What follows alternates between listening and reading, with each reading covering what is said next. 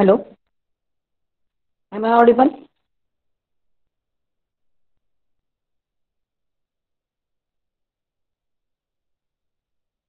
Hello. Yes, ma'am. Okay, so we will start. So what point we have seen yesterday? Can anybody tell?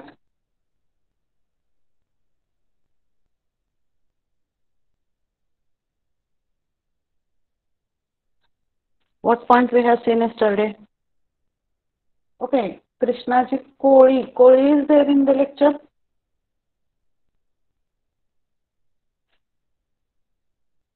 No.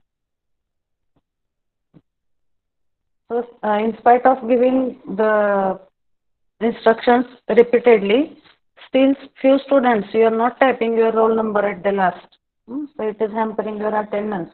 Every time I may not be able to recall. Yes, this person was present.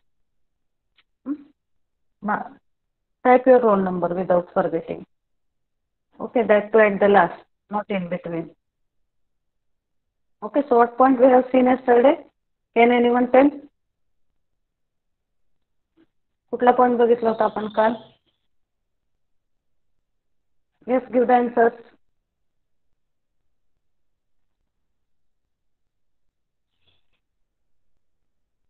Ganesh.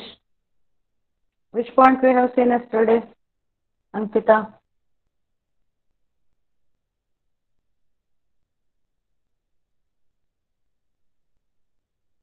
कुठला point बघितला होता काल आपण?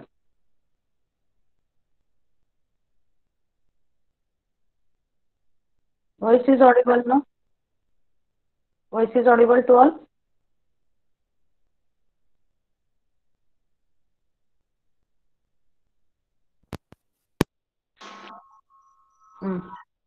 कुठला point बघितला काल आपण?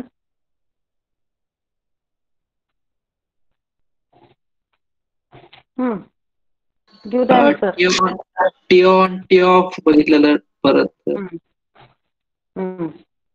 T on T off. Then pulse width modulation we have completed yesterday.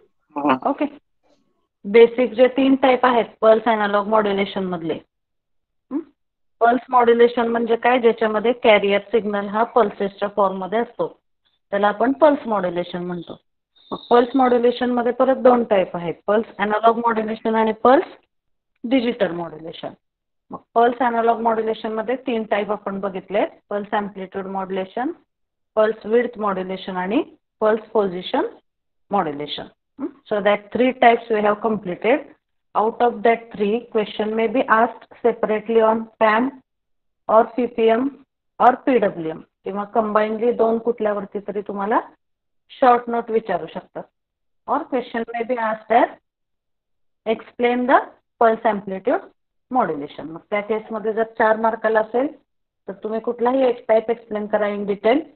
तिन्ही टाईप स्टेट करायचे आधी. that there are 3 types in this pulse amplitude, pulse analog modulation, PAM, PPM, PWM, and out of that you have to write any one for 4 marks. For 6 marks you have to write 2 types.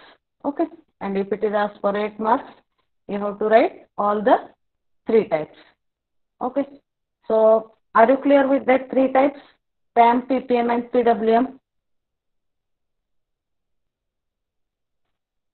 Because these are basic types of pulse analog modulation and basic concept in the pulse modulation. That's why I have take though in the syllabus. Syllabus मध्ये sampling point आहे पहिला, पण sampling समजण्यासाठी तुम्हाला आधी हे 3 type समजायला पाहिजे. त्यामुळे मी आधी ह्याचा ओव्हरव्ह्यू घेतलाय की पॅम म्हणजे काय, पीपीएम म्हणजे काय आणि पीडब्ल्यूएम म्हणजे काय. So is it clear to all? Yes, any doubt in that? Okay, so next point today we are going to see, that is the comparison between PAM, PPM and PWM. Screen is visible to all? Yes, ma'am. Okay, so this link I will share in your sheet in today's class notes. Okay, मला ते पण दाखवायचं तुम्हाला actually. Just wait 1 minute. How I am sharing the material in the sheet that I want to show. Okay. Just Wait. So today we are going to see the comparison between these three methods. So the points for comparison, there are number of points for comparison. We will see it one by one. Okay, somebody just remind me at last to explain about that Google Sheet. Okay, or if it is opening now, I will explain. Comparison चे point सांगा मला तोपर्यंत कुठले असणार आहेत तिन्हीमध्ये parameters कुठले असतील comparison साठी what will be the parameters for comparison in PAM PPM PWM just try to recall कुठले असतील पॅरामीटर्स पहिला मेन पॅरामीटर कुठला आहे to compare these three types amplitude मध्ये चेंज असतात आणि दोन सेम असतात कॉन्स्टंट कुठला पॅरामीटर चेंज होतो which parameter changes that is first point for comparison see okay this is the sheet that is shared with you SY BTech regular class study material link shared by faculty आता ही AC ची आहे याच्यामध्ये कसं आहे बघा date time unit number or point number okay so lecture number I have added there name of point त्या दिवशी काय घेतलं आपण त्याचं व्हिडिओ लेक्चर त्या कॉलम मध्ये त्याचं व्हिडिओ लेक्चर आहे आणि हे जे आहे क्लास नोट्स तर क्लास नोट्स मध्ये कसं केलेलं आहे बघा आता फॉर एक्झाम्पल आता फर्स्ट चॅप्टरला आपण एक कंबाईन नोट्स दिलेले आहेत मी तुम्हाला नोटबुक मधल्या त्यामुळे तिथं क्लास नोट्स मध्ये एकच शीट आहे सेकंड चॅप्टरला सुद्धा तसंच आहे पण थर्ड चॅप्टर पासून क्लास नोट्स मध्ये काही ठराविक पॉइंटला फॉर एक्झाम्पल आता हे जे आहे इथं बघा थर्ड चॅप्टर मध्ये क्लास नोट्स मध्ये वेगळी फाईल आहे एक ही AC चॅप्टर 3 नोट्स दिसतंय का इथं तुम्हाला ती आहे PDF मधली जे आपण पूर्ण लास्ट इयरच्या स्टुडंटच्या नोटबुक स्कॅन करून मी तुम्हाला दिलेले आहेत त्या पूर्ण नोट्स आहेत याच्यामध्ये अपार्ट फ्रॉम दिस जे पॉइंट मी वेगळे लिहून तुम्हाला एक्सप्लेन केले होते AM डेरिवेशन म्हणजे हे मी ओपन करून बघते so that you will understand इथं जर आपण हे बघितलं तर ह्याच्यामध्ये पूर्ण नोट्स आहेत तिसऱ्या चॅप्टरच्या आणि ज्या ठराविक पॉइंटला वेगळे पॉइंट्स लिहून घेतले होते डेरिवेशन फॉर AM त्याच्यासाठी वेगळी लिंक अपलोड केलेली आहे म्हणजे तुम्ही काय बघायचं फक्त की त्या चॅप्टर मधल्या क्लास नोट्सच्या अंडर जे जे काही आहेत नोट्स त्या सगळ्या तुम्ही रेफर करायच्या आता फॉर एक्झाम्पल इथं मी सांगितलं तुम्हाला इथं लिंक आहे चॅप्टर 3 नोट्सची म्हणजे इथं चॅप्टर 3 च्या पूर्ण नोट्स आहेत ज्यात सगळे पॉइंट्स इन्क्लूड आहेत पण अपार्ट फ्रॉम दिस इथं आता AM डेरिवेशन मी तुम्हाला सेपरेटली घेतलं होतं लिहून परत एक्सप्लेन केलं होतं ते त्या पर्टिक्युलर कॉलम मध्ये ऍड केलेले त्यामुळं क्लास नोट्स मध्ये एकच बघू नका जिथं जिथं काही लिंक आहेत क्लास नोट्स मधल्या सगळ्या लिंक तुम्ही रेफर करा okay that I want to tell is it clear आणि पुढे कुठले कॉलम आहेत त्या शीट मध्ये एक्स्ट्रा व्हिडिओ लेक्चर्स किंवा असाइनमेंट क्वेश्चनचं मी एक ऍड केलेलं आहे कॉलम तिथं असाइनमेंट क्वेश्चनचं एकच शीट आहे ज्याच्यामध्ये सगळ्या चॅप्टरचे असाइनमेंट क्वेश्चन्स आहेत परत MCQ ला पण तसंच आहे so there is combine sheet for assignment and MCQ still I have shared it on your WhatsApp group yesterday okay हे बघा आता हे चॅप्टर 3 च्या जर बघितल्या तुम्ही नोट्स तर ह्या तर आहेतच ज्याच्यामध्ये सगळे पॉइंट्स कंबाईन आहेत प्लस एक्स्ट्रा जे काही मी तुम्हाला अजून वेगळे पॉइंट्स लिहून एक्सप्लेन केलेले आहेत किंवा जे मला वाटतंय की एक्स्ट्रा त्यांना गरजेचं आहे किंवा आता फॉर एक्झाम्पल ही जी आहे आता डिफरन्स बिटवीन पॅम PPM PWM ही मी लिंक आजच्या लेक्चरला ही पण लिंक तिथं शेअर करते क्लास नोट्स मध्ये so that you will have both the references काल जे PWMचं घेतलं आपण ते सुद्धा मी त्याच्यामध्ये शेअर केलेलं आहे आणि पुढे जे व्हिडिओ वगैरे ऍड केलेले आहेत those are the extra videos lab manual also I have added in your study material so you just go through all that points फक्त एवढंच सांगायचं मला की क्लास नोट्स मधले सगळे पॉइंट्स तुम्ही चेक करा आणि रिस्पेक्टिव्ह पॉइंटला मी रिस्पेक्टिव्ह लेक्चरला जे घेतलंय ती लिंक क्लास नोट्समध्ये दिलेली आहे. Okay, so that you have to refer. Okay, is it clear? So we will start with the comparison. आता ही जी लिंक आहे कंपॅरिझनसाठी, इथं याच्यामध्ये पहिल्यांदा एक समरी दिलेली आहे त्यांनी. आपण जे बघितलंय पल्स अँप्लिट्यूड मॉड्युलेशन, हे बघा, a carrier pulses, this is analog signal or modulating signal, then this is pulse amplitude modulation. प्रत्येक ठिकाणी pulse amplitude चेंज झालेलं आहे. Then next this is pulse width modulation. This is the carrier signal, this is modulating signal, and this one will be the PWM signal. इथं जेव्हा positive half cycle असतं तेव्हा T on जास्त आहे, T of कमी आहे. Negative half सायकलला T on कमी आहे आणि टी ऑफ जास्त आहे. That is the concept of PWM. And this is the concept of pulse position modulation. So what is the concept here? ह्या कॅरियर पल्सेस आहेत सुरुवातीच्या. ह्याच्यामध्ये प्रत्येक ठिकाणी पल्सची पोझिशन त्याच्यामधलं डिस्टन्स काय सेम आहे. But in case of PWM here last one, sorry PPM, त्याच्यामध्ये काय होतं, पल्सची पोझिशन ओरिजिनल पासून चेंज होते आणि कुठल्या पॉइंटला ती जास्त चेंज होते आणि कुठल्या पॉइंटला कमी चेंज होते. PPM सांगू शकताय का मला? मॉड्युलेटिंग सिग्नलच्या व्होल्टेजवरून चेंज होते पल्सची पोझिशन. मग कुठल्या पॉइंटला पल्सची पोझिशन जास्त डिस्प्लेसमेंट असते आणि कुठल्या पॉइंटला पल्स पोझिशनची कमी डिस्प्लेसमेंट असते सांगा मला. Can anyone tell? Yes Rishikesh. Maximum. Displacement कुठे जास्त असते कुठल्या पॉइंटला? I was not able to hear your answer.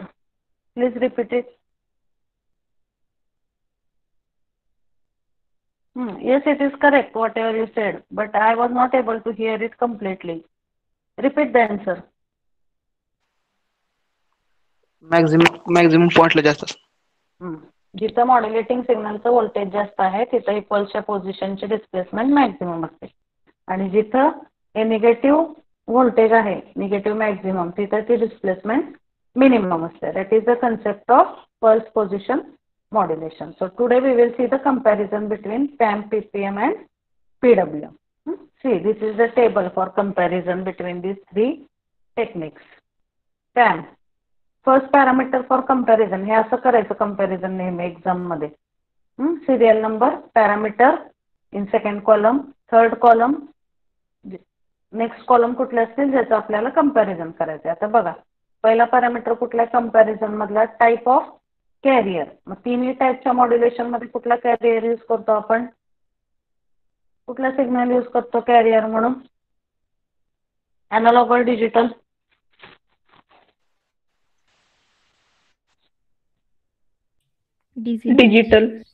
Digital. और that is called as train of pulses. Train of pulses means what? Continuous pulses ज्या ट्रान्समिट होतात त्याला म्हणतात train of pulses. It is not having any other meaning.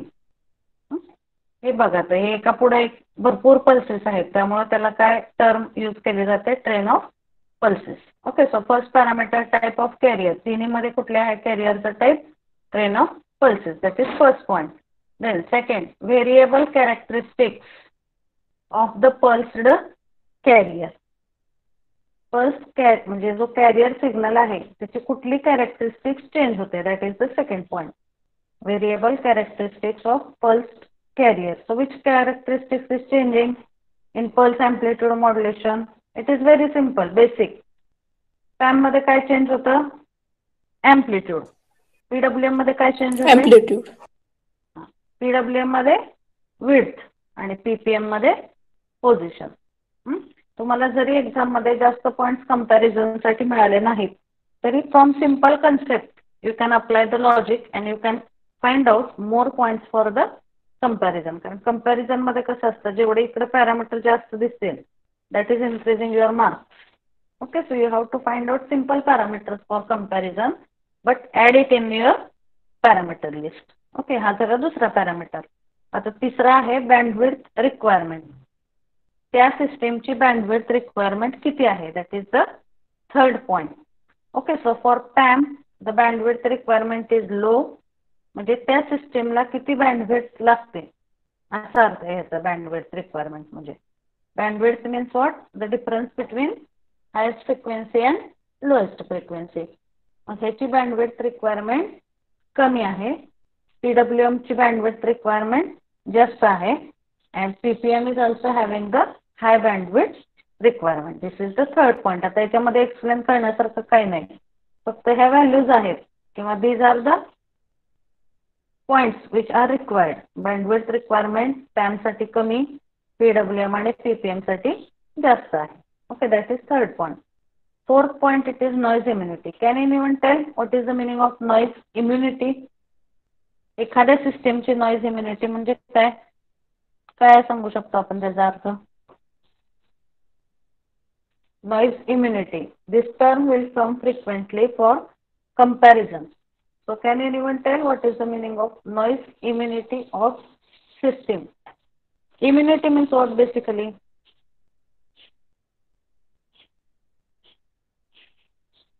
Give the answers. It is very simple question. Immunity म्हणजे काय, कशाला म्हणतो आपण immunity? क्षमता, त्या नॉइज किती त्या वेव्ह मधून पास होतो. Okay, so immunity it's Marathi meaning it is प्रतिकार शक्ती.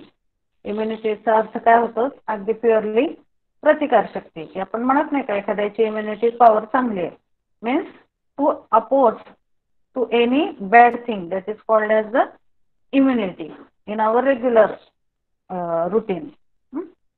इम्युनिटी चांगली आहे म्हणजे एखाद्याची प्रतिकार शक्ती चांगली असते.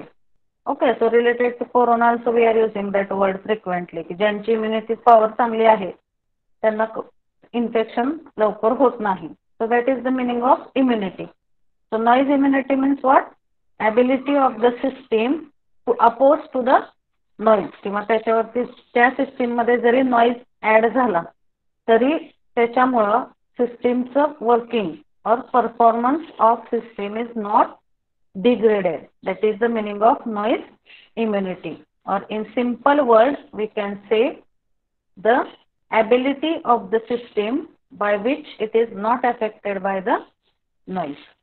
मग ज्या सिस्टीमची नॉइज इम्युनिटी चांगली आहे त्या सिस्टीमवरती नॉइजचा इफेक्ट कमी होईल का जास्त होईल?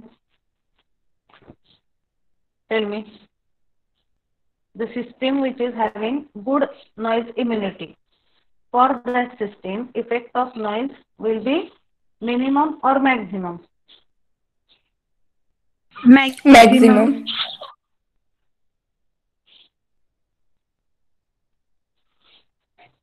Think it once again. What I am saying, noise immunity म्हणजे आता दोन सिस्टीम आहेत, सपोज A आणि B.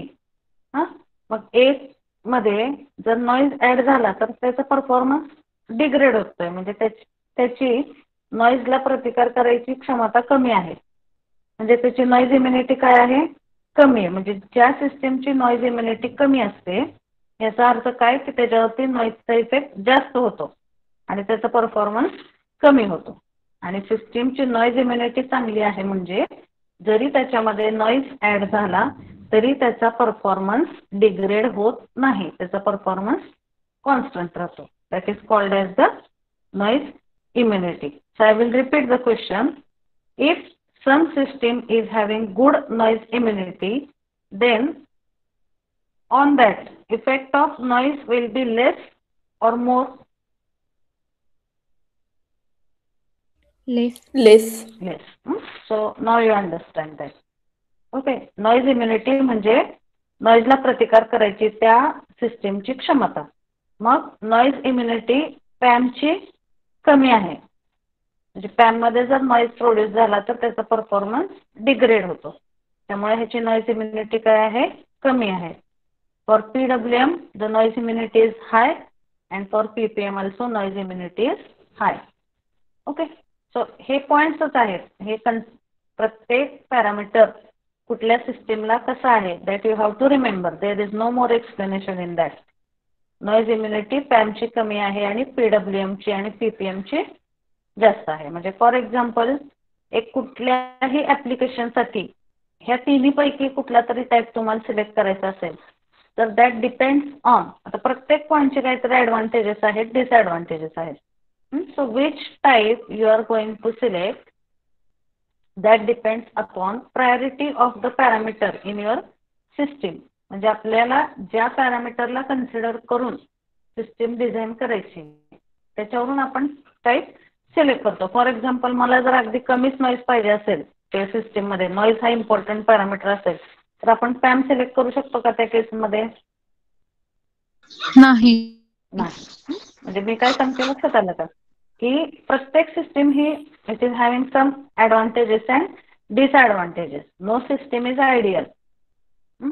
So based on our importance आपल्या ॲप्लिकेशनमध्ये कुठल्या पॅरामीटरला आपली जास्त प्रायोरिटी आहे तो पॅरामीटर कन्सिडर करून आपण कुठला टाईप ह्यातला सिलेक्ट करायचा हे तो डिझायनर डिसाईड करत असतो. Okay, communication system designer is deciding which type to be selected based on our priority. Okay, तर फॉर एक्झाम्पल अजून एक म्हणजे जस्ट हे प्रॅक्टिकल ओरिएंटेड आहे बरं का ॲप्लिकेशन, म्हणून मी तुम्हाला एक्सप्लेन करते. आता एखादी सिस्टीम मला डिझाईन करायची. So I have to design some project for our academics. मग आता तिथं जर आपण परफॉर्मन्स बघितला तर लॉंग डिस्टन्सचा परफॉर्मन्स चांगला असतो का कमी sorry without modulation the performance is good or with modulation the performance is good? Regular system मध्ये कुठलीही कन्सिडर करा, जर मॉड्युलेशन केलं तर परफॉर्मन्स हां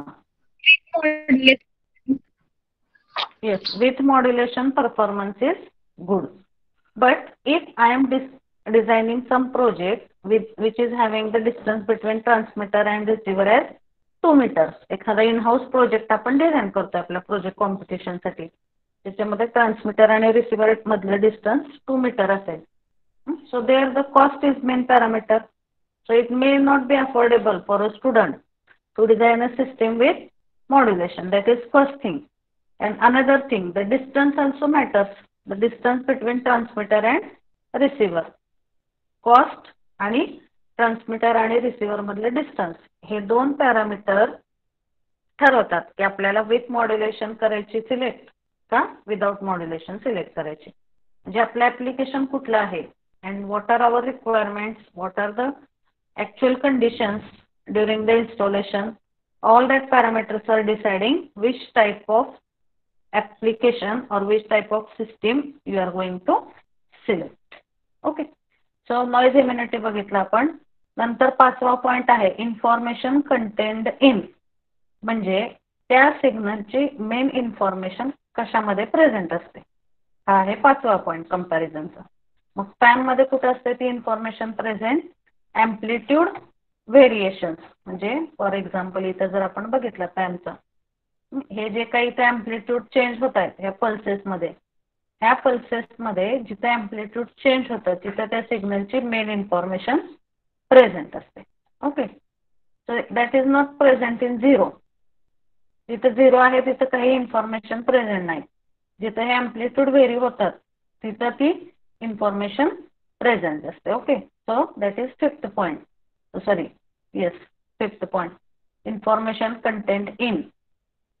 पॅम मध्ये ॲम्प्लिट्यूड व्हेरिएशन्स मध्ये असते, पीडब्ल्यूएम मध्ये विड्थ व्हेरिएशन्स, पीपीएम मध्ये पोझिशन व्हेरिएशन्स मध्ये इन्फॉर्मेशन प्रेझेंट असते. Okay, is it clear? Fifth point, त्या सिग्नलची मेन इन्फॉर्मेशन कुठं प्रेझेंट असते असा आता पाचव्या पॉईंटचा अर्थ आहे. Okay, so sixth it is power efficiency, म्हणजे सिग्नल टू नॉईज रेशो किती आहे त्या सिस्टीमचा. SNR रेशो जास्त असेल तर ऑब्विसली पॉवर इफिशियन्सी जास्त असणार आहे. SNR रेशो कमी असेल तर पॉवर इफिशियन्सी काय असते त्याची कमी असते. So SNR ratio for PAM it is low, for PWM it is moderate. हा सिक्वेन्स लक्षात ठेवा, पॅम PWM आणि PPM आहे. पॉवर इफिशियन्सी पॅम मध्ये कमी आहे, PWM मध्ये मॉडरेट आहे आणि PPM मध्ये पॉवर इफिशियन्सी काय आहे it is high. Clear this point? 6 point समजले का? This first 6 points are clear? Yes, Vaishnavi.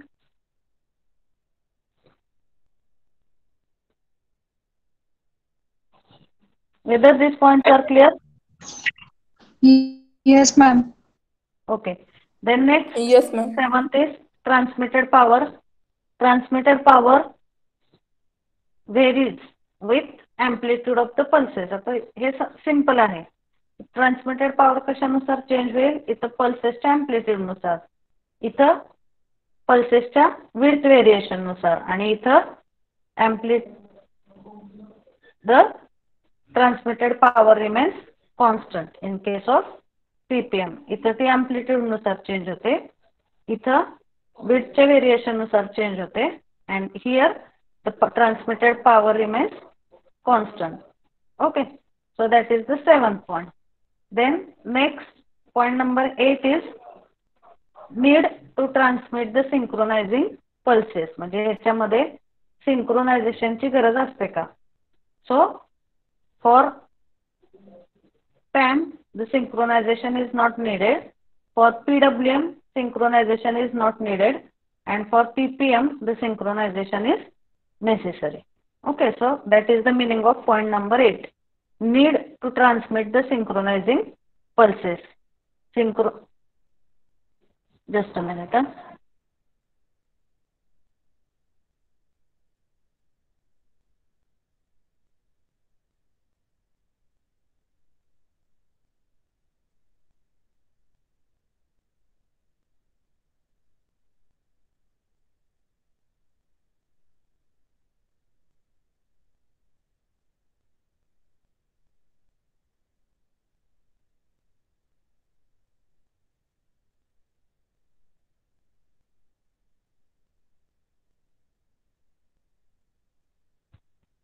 Okay, so point number 8, need to transmit synchronizing pulses म्हणजे सिंक्रोनायझेशनची गरज असते का? तर PAM मध्ये it is not required, in PWM it is not required, and in PPM it is necessary. Then in point number 9, bandwidth depends on. Okay, just a minute. Screen is visible to you right now? Yes, visible. Okay, because power failure is there. So मला screen तुम्हाला नाही दिसली की सांगा, I will share it from mobile. जोपर्यंत दिसते तोपर्यंत ह्याच्यावरच explain करते.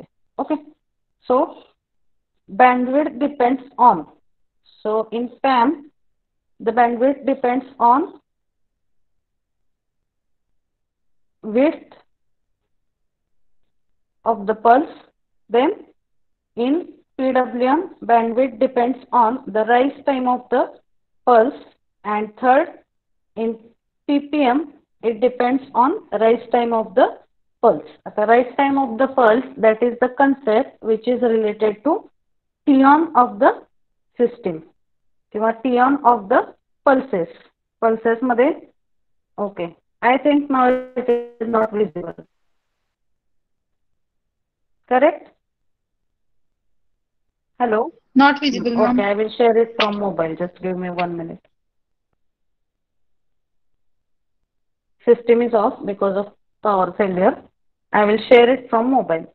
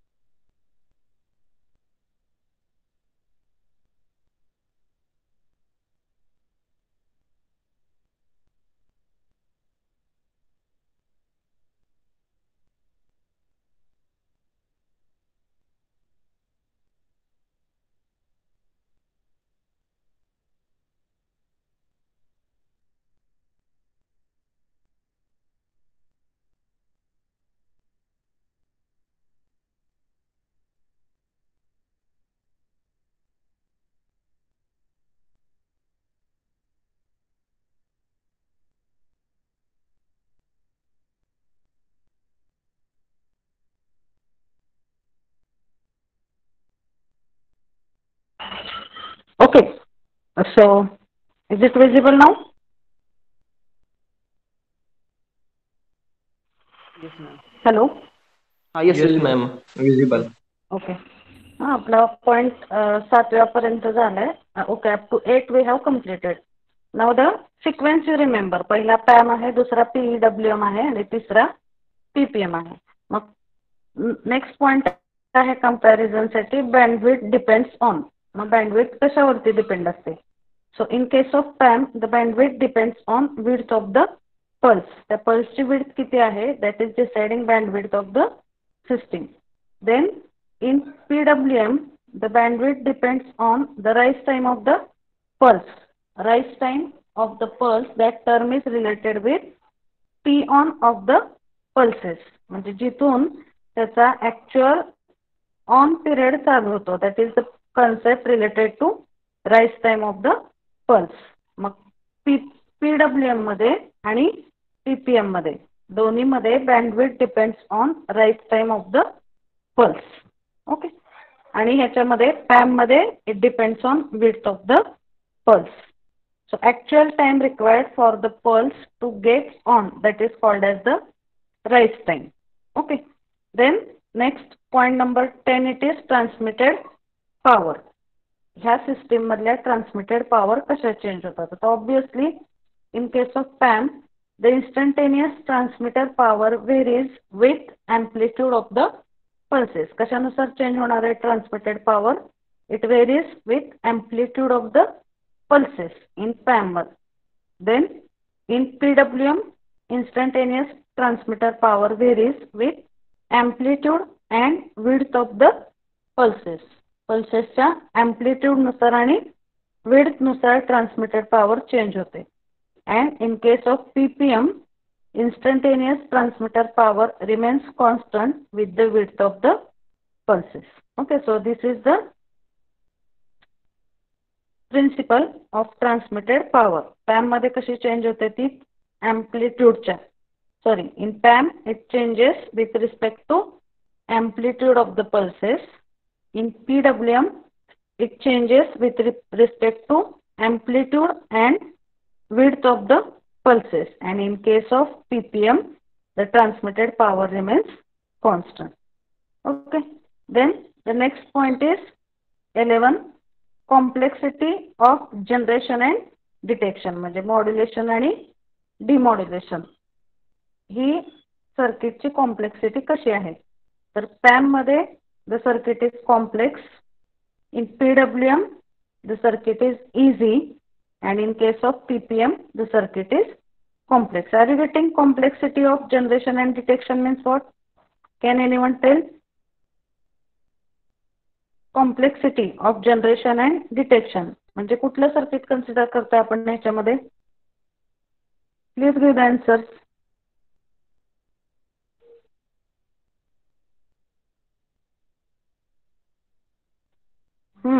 Am I audible? Am I audible? This question I have asked. Complexity of point number 11. Complexity of generation and detection of the system means what? कुठल्या सर्किटची complexity consider होईल इथं?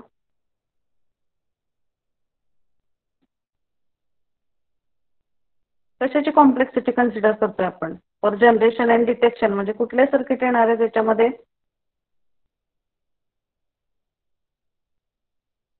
जो generate करतो त्याला आपण काय म्हणतो? मॉड्युलेटेड सिग्नल जो जनरेट करतो त्या प्रोसेसला किंवा त्या सर्किटला काय म्हणतो आपण?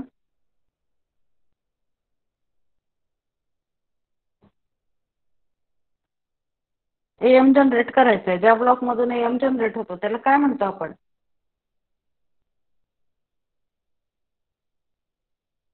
Are you getting the question? Modulator. आणि जिथं तो डिटेक्ट होतो त्याला काय म्हणतो आपण? Demodulator. So complexity of generation and detection याचा अर्थ काय होतो की त्या पर्टिक्युलर सिस्टीमचा मॉड्युलेटर आणि डिमॉड्युलेटर याची कॉम्प्लेक्सिटी कशी आहे? मग कशामध्ये कॉम्प्लेक्स आहे तो मॉड्युलेटर आणि डिमॉड्युलेटर? इथे दिले त्याच्यावरून सांगा मला. कशामध्ये कॉम्प्लेक्स आहे? मॉड्युलेटर आणि डिमॉड्युलेटर सर्किट कुठल्या सिस्टीम मध्ये कॉम्प्लेक्स आहे?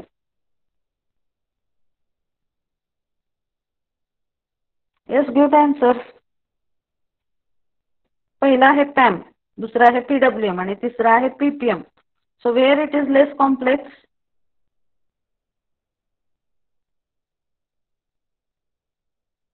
समजतोय ना तुम्हाला? कंपॅरिझन चार्ट समजतोय ना?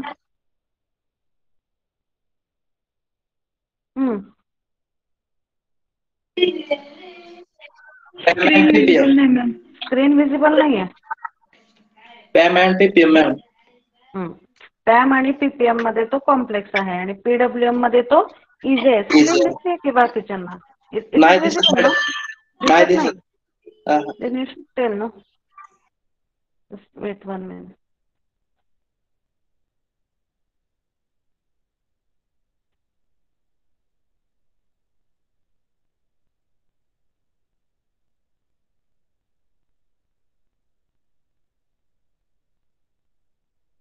Is it visible now? Yes ma'am. हा 11वा पॉइंट. मग हा 10व्या पॉइंटला पण स्क्रीन दिसत नव्हती का तुम्हाला? दिसत होती madam. Okay, you just tell me immediately if it is not visible. Okay. Complexity of generation and detection म्हणजे त्या सिस्टीमचे मॉड्युलेटर आणि डिमॉड्युलेटर याची कॉम्प्लेक्सिटी कशी असते असा ह्या पॉइंटचा अर्थ आहे. मग पॅम आणि पीपीएम मध्ये ही सर्किटरी कॉम्प्लेक्स असते मॉड्युलेशन आणि डिमॉड्युलेशनची.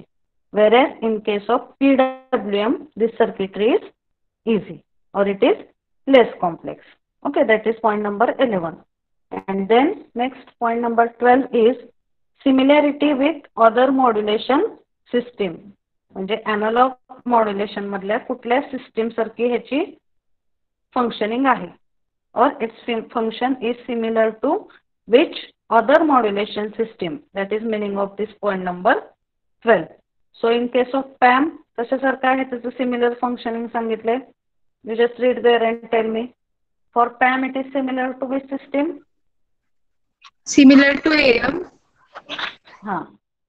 Yes. AM means amplitude modulation. For PWM, it is similar to FM. FM. बघा आता तुम्ही फंक्शनिंग बघा. AM मध्ये काय होतं? amplitude चेंज होतं. टाइम आणि frequency phase and frequency remains constant. Then FM मध्ये frequency change होते, amplitude आणि phase राहतं constant राहतं. So that FM we are considering here same as PWM. X axis वरती change होतो तिथं, frequency change होते X axis वरती. तसंच PWM मध्ये काय change होते? Width change होते and width change is also related to X axis. And whatever is the pulse position modulation, that is similar to which type of modulation? Pulse position modulation. It is similar to which type of modulation?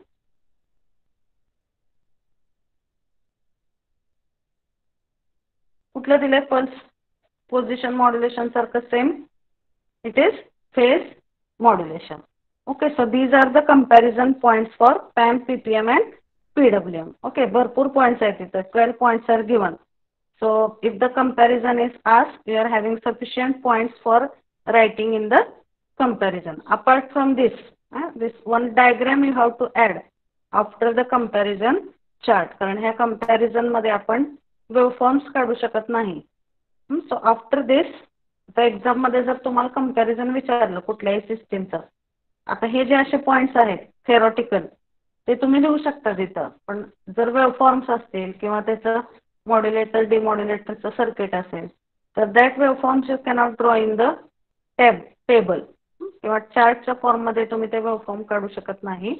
After this chart is completed you have to draw the waveforms of PAM, PPM and PWM. Okay, so already we have seen that. So is it clear comparison between PAM, PPM and PWM? Yes ma'am. So now we will start with the another important point which is called as the sampling. You just give me 1 minute. I will open that point and share the screen. Just 1 minute.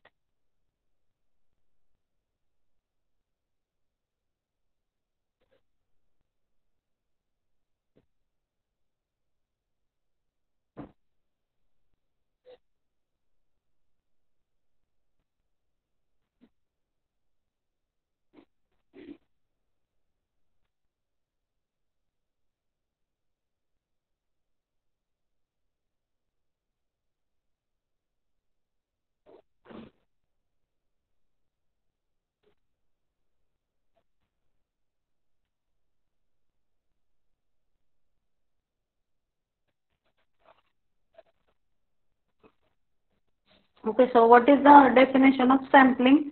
I had told at the start of the chapter. Sampling means what? How we define sampling process?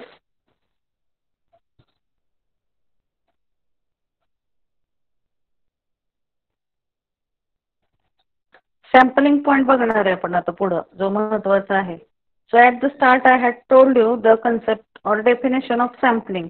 So can anyone tell what is the definition or concept of sampling? Let it be wrong. PAM मध्ये काय होतं? It is nothing but sampling only takes place in pulse amplitude modulation. So can you tell what is the meaning of sampling?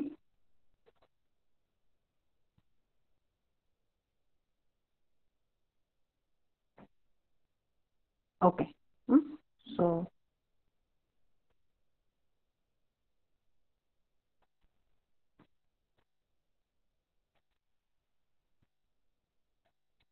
okay, screen is visible now. Yes, ma'am. आता बघा हा आपल्या 6व्या चॅप्टरचा syllabus आहे. त्याच्यामध्ये ॲज पर सिलेबस सुरुवातीला points आहेत sampling theorem, Nyquist rate, interval, sampling technique, flat top sampling आणि natural sampling and comparison between various sampling technique. पण आता हे सगळं सॅम्पलिंग वगैरे कन्सेप्ट समजण्यासाठी तुम्हाला पॅम, PPM आणि PWM हा कन्सेप्ट समजणं इम्पॉर्टंट होतं. Okay, so initially I have taken all that 3 types and we have taken its comparison. Now we are going to start with this sampling point. मग sampling that process is very important, पण त्याच्याशी related 4-5 point आपल्या सिलेबसमध्ये आहेत. Okay, so we will first try to see what is the concept of sampling. आणि सॅम्पलिंगचं meaning तुम्हाला समजलं की आपल्याला सॅम्पलिंग थेरम स्टडी करायचं आहे. Okay, which is very important in case of pulse communication. Okay, so here first we will see the definition. Sampling means the process of converting continuous time signal in the form of discrete signal. आता इथं तुम्ही waveform बघा so that you will understand. Okay, so in the waveform if you see, पहिल्यांदा definition बघा. It is the process of converting continuous time signal into discrete time signal. आता आपला analog signal हा continuous form मध्ये असतो का discrete form मध्ये असतो? Analog signal is in continuous form or it is in discrete form? Continuous. Continuous form. मग एखादा सिग्नल कंटिन्युअस फॉर्म मधला जेव्हा आपण त्याला डिस्क्रीट फॉर्म मध्ये कन्वर्ट करतो that process it is called as the sampling. Discrete म्हणजे काय? जो कंटिन्युअस नाही असा तो. म्हणजे एक टप्प्याटप्प्यावरती त्याचं काहीतरी डिवायडेशन केलेलं असतं किंवा तो एका ठराविक पार्ट्स मध्ये डिवाइड केलेला असतो. That is called as the discrete. For example, if you consider a simple strip, if it is continuous from start to end, that can be called as the continuous. म्हणजे तिथं कुठेही आपण त्याला मध्ये break केलेलं नाही. एखादी जर तुम्ही स्टिक घेतली आणि ती कंटिन्युअस असेल फ्रॉम स्टार्ट टू एंड, त्याला मध्ये कुठंच ब्रेकेज नाही, then that is continuous signal. आणि तेव्हा त्याला जर आपण डिवाइड केलं त्या स्टिकला, then it is called as the discrete signal. म्हणजे जो डिवाइड केलेला नसतो तो सिग्नल कंटिन्युअस असतो. जेव्हा आपण त्याला एका स्पेसिफिक पार्ट मध्ये डिवाइड करतो, then it is called as the discrete signal. And whatever the parts in which we are dividing that signal, those parts are also equally spaced. For example, तुम्ही एक scale consider करा आपली. जर 20 सेंटीमीटरची एक scale आहे, त्याला जर मध्ये काहीच आपण म्हणजे त्याचं डिवायडेशन केलं नाही किंवा मध्ये कुठलं स्केलिंग केलं नाही, ते जर फ्रॉम स्टार्ट टू एंड असेल कंटिन्युअस, तर त्याला काय म्हणतात? Continuous signal. आणि डिस्क्रीट सिग्नल म्हणजे काय? 1 सेंटीमीटर अंतरावरती आपण जर त्याला काही स्लॉट पाडले, 1 सेंटीमीटर वरती पहिला स्लॉट पाडला, दुसऱ्या सेंटीमीटर वरती दुसरा पाडला, तिसऱ्यावरती तिसरा, like that if I make some slots at equal distance or at equal distance interval, then that signal it is called as the discrete signal. Okay, are you getting the meaning of or difference ma'am between screen continuous दिसत नाही. and screen दिसत नाही. Screen is not visible, ma'am. Yes, I will share once again.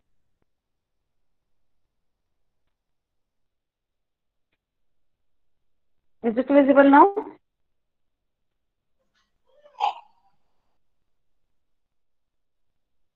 Is it visible? Yes. Yes, ma'am. Yes, ma'am. Okay.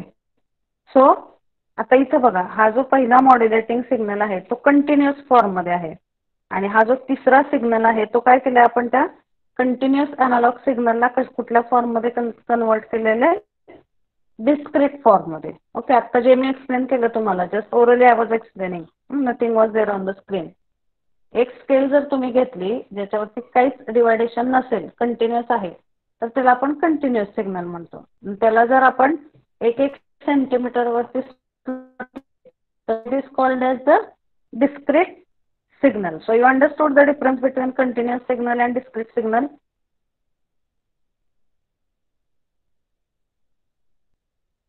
Yes, ma'am. मग एखाद्या continuous सिग्नलला discrete form मध्ये convert करणे, ह्या प्रोसेसला म्हणतो आपण sampling process. So here the definition is given. You see, sampling means the process of converting continuous signal in the form of signal. Discrete चा अर्थच मुळात काय होतो, जो डिवाइड केलेला आहे किंवा जो कंटिन्युअस नाही. पण ते डिवाइड करताना कसं व्हायला पाहिजे, it should be at equal time interval. That is the meaning of discrete signal. So sampling means what? It is process of converting the continuous time signal in the form of the discrete signal. Okay. So in waveform it is given, first waveform is of modulating signal which is in the continuous or which is in the analog form, आणि दुसरा जो आहे तो carrier आहे इथं. So this carrier signal is nothing but it is train of pulses. So or it is the this is called as the del of t. Modulating signal चं काय आहे नोटेशन, m of t, आणि कॅरियरचं असतं del of t. ह्या दोन्ही सिग्नलचं actually multiplication होतं आणि आपल्याला सॅम्पल्ड आउटपुट इथं थर्ड वेवफॉर्म मध्ये दिसतंय तुम्हाला. That is called as the sampled output. म्हणजे हा जो कंटिन्युअस सिग्नल आहे m of t that is multiplied with del of t. हा del of t म्हणजे काय आहे, आपला carrier signal which is nothing but train of the pulses. आता ह्या पल्सेस मधले डिस्टन्स सेम आहे का बघा.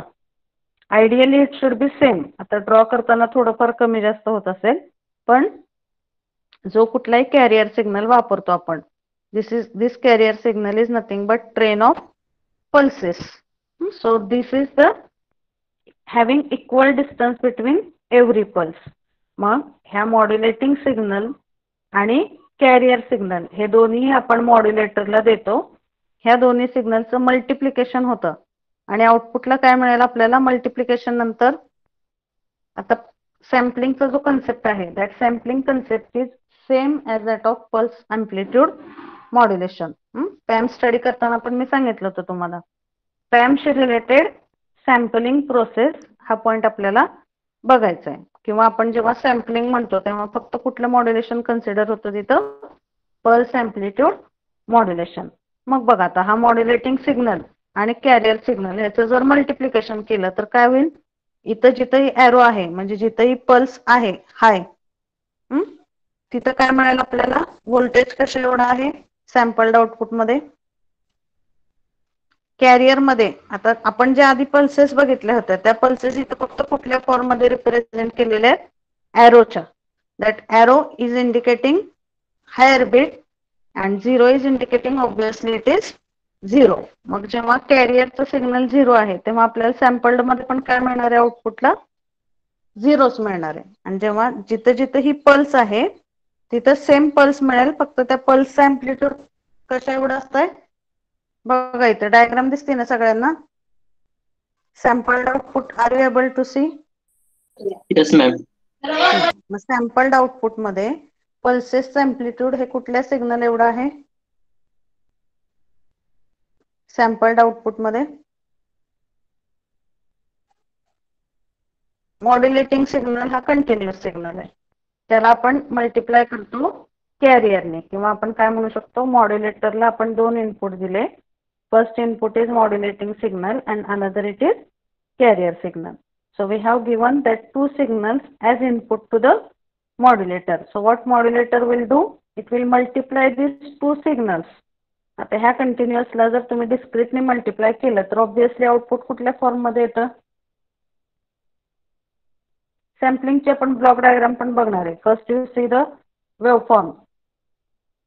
So these 2 signals are multiplied.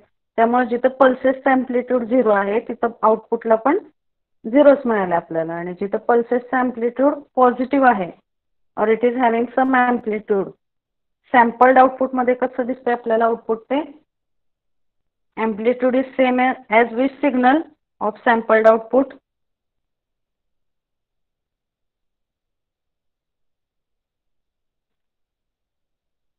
ह्या सॅम्पल्ड आउटपुट मध्ये त्या पल्सेसचं अँप्लिट्यूड कुठल्या सिग्नलच्या प्रोपोर्शनेट मध्ये चेंज झालेले आहे? That I am asking. Modulating signal. Modulating signal नुसार. म्हणजे आपण जो पॅमचा कन्सेप्ट बघितलाय सेम आहे इथं, फक्त ही पल्सेस इथं कशा टाइप मध्ये रिप्रेझेंट केल्या आहेत? एका सिंगल एरो मध्ये रिप्रेझेंट केलेले आहेत.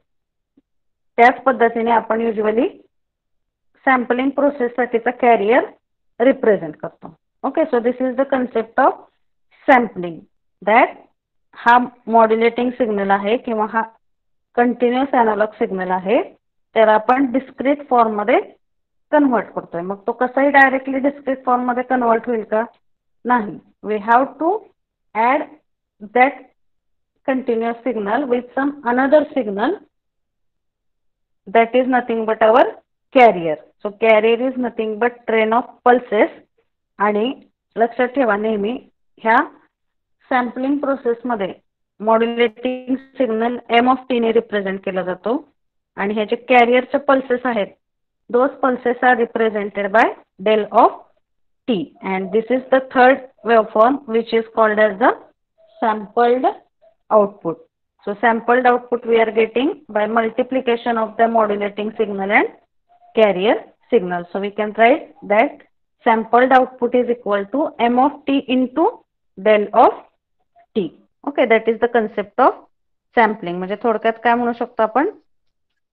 मॉड्युलेटिंग सिग्नलला सॅम्पल्ड फॉर्म मध्ये कन्व्हर्ट करण्यासाठी आपल्याला त्या 2 सिग्नलचं मल्टिप्लिकेशन करावं लागतं.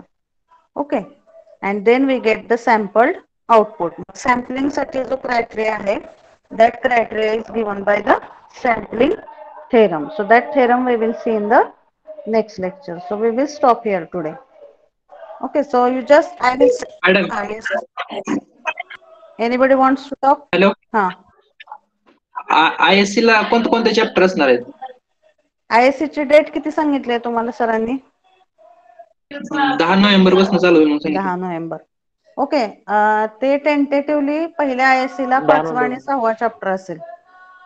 टेंटेटिव्हली असं मीटिंग मध्ये डिस्कस झालं होतं की आता जी पहिली ISC असेल तुमची, त्याला आता जे शिकवून झालेत ते लेटेस्ट चॅप्टर असतील. म्हणजे हे मी प्रोबॅबिलिटी सांगते बरं का, this is not final. Once it is finalized I will tell, but probably 5वा आणि 6वा चॅप्टर हा पहिल्या ISC साठी असेल, कारण तो जस्ट शिकवलेला आहे तुम्हाला आता. By considering that we are keeping chapter number 5 and 6 for ISC 1. That is the tentative syllabus, but once it will be finalized I will tell you. तर तसे आम्हाला फायनल इन्स्ट्रक्शन्स आलेले नाही आहेत, 1-2 दिवसात कळतील, तसं तुम्हाला सांगते. पण जे मीटिंगला डिस्कस झालं होतं that I am telling that probably chapter number 5 and 6 will be there. And ते आता जस्ट शिकवून झालेले आहेत ना तुम्हाला. So by considering that we are planning like that. Okay, so it is not finalized yet. Once it will be finalized I will tell. Okay, who has asked that question? Sagar. ma'am. Okay, is it clear? Yes ma'am. Okay, so we will stop here. You just type your number in the chat box for attendance. आणि सॅम्पलिंगचे काही मी videos किंवा काही files पाठवते तुमच्या ग्रुपवरती. You just go through that before tomorrow's lecture because that point is somewhat new and you should understand it. Okay? We will stop here.